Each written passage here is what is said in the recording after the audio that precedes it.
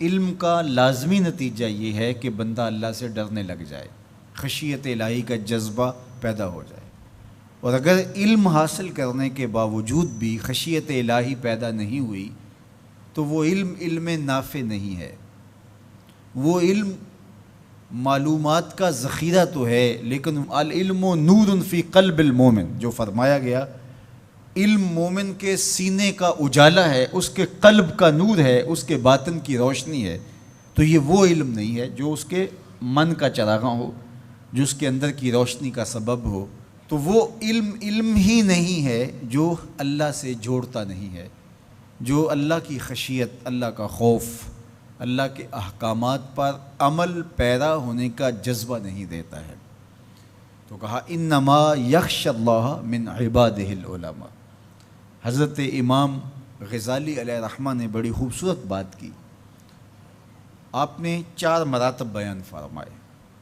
الناس کلہم موتا الا العلماء، تمام لوگ مردہ ہیں لیکن علماء زندہ ہیں۔ زندگی علم کے دم سے ہے، علم ہے تو زندگی ہے، علم نہیں ہے تو زمین پہ چلتا پھرتا، کھاتا پیتا، بیٹھتا اٹھتا، باتیں کرتا ہوا مردہ ہے۔ علم ہی حیات ہے، علم ہی زندگی ہے، علم ہی انسانیت کا جوہر ہے۔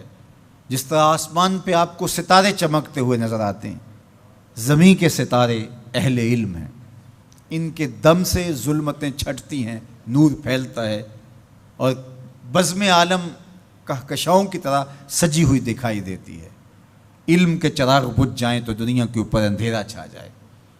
تو زندگی کا سارا جمال علم کی وجہ سے ہے۔ زندگی علم ہے، جمال علم ہے، دنیا کا نور علم ہے۔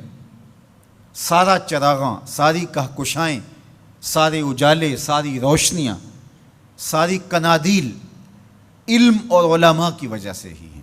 تو فرمایا الناس کلہم موتا، لوگ مردہ ہیں الا العلماء، علماء زندہ ہیں۔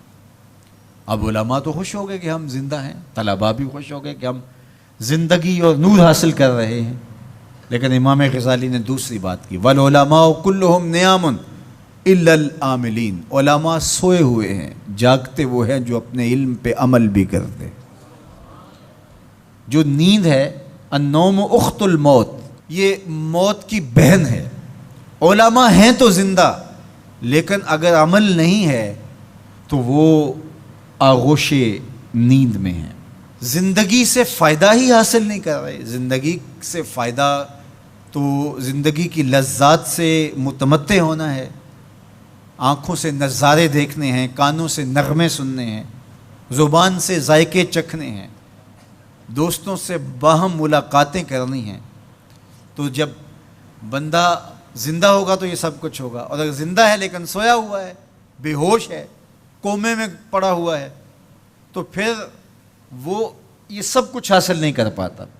تو یہ اخت الموت ہے۔ تو کہا عالم زندہ ہیں، لوگ مردہ ہیں، لیکن فرمایا علماء بھی سوئے ہوئے ہیں، جاگتے وہ ہیں جو اپنے علم پہ عمل بھی کرتے ہیں۔ تو علم وہ نافع ہے جو عمل کے نور سے منور ہو۔ امام غزالی نے تیسری بات ارشاد فرمائی، والعاملون کلہم فی خسران الا المخلصین، سارے عمل کرنے والے بھی خسارے میں ہیں، گھاٹے میں ہیں، لیکن خسارے سے بچے وہ ہیں جو عمل محض اللہ کی رضا کے لیے کرتے ہیں۔ مخلص ہی محفوظ ہیں، ورنہ علم بھی پڑھا، اس پر عمل بھی کیا، لیکن عمل لوگوں کے دکھلاوے کے لیے تھا، عمل کسی کو خوش کرنے کے لیے تھا، استاد کے ڈر کی وجہ سے تھا، ماں باپ کو خوش کرنے کے لیے تھا، اللہ کی رضا مقصود نہیں تھی۔ تو پھر علم بھی پڑھا، عمل بھی کیا، لیکن امام غزالی فرماتے ہیں خسارہ ہے، نقصان ہے۔ والمخلصون کلہم علی خطر الا الخائفین، اور سارے مخلص بھی خطرے میں ہیں۔ جو مخلص ہیں، محض اللہ کی رضا کے لیے عمل کر رہے ہیں، وہ بھی خطرے میں ہیں، معرض خطر میں ہیں۔ کسی وقت بھی پائے استقلال میں لغزش آ سکتی ہے، ساری محنت برباد ہو سکتی ہے۔ کیتی کتری پئی کھو محمد تے سکہ بنیا زردہ، کرتے ہیں. ہمارا تو حال یہ ہے کہ ہم بد عمل ہوں، زندگی خواہشات اور آرزوؤں کے ہجوم میں بسر کر رہے ہوں، اور جنت کے ہم ٹھیکیدار بنے ہوئے ہوتے ہیں. ہم کہتے ہیں کہ بس ہم تو سیدھے جنت میں جائیں گے. حجبت الجنت بالمکارہ وحجبت النار بالشہوات. جنت مشکلوں کے پردوں میں لپٹی ہوئی ہے اور جہنم شہوتوں کے پردوں میں لپٹی ہوئی ہے. جنت اتنی بھی آسان نہیں ہے. تو کہا کہ والمخلصون کلہم علی خطر، ہر مخلص بھی خطرے میں ہے، لیکن الا الخائفین، جن کے سینے میں خشیت الہی ہے، خوف خدا ہے، وہ خطرے سے بچ گئے. اللہ ہمیں اپنے خوف کی دولت سے مالا مال کرے.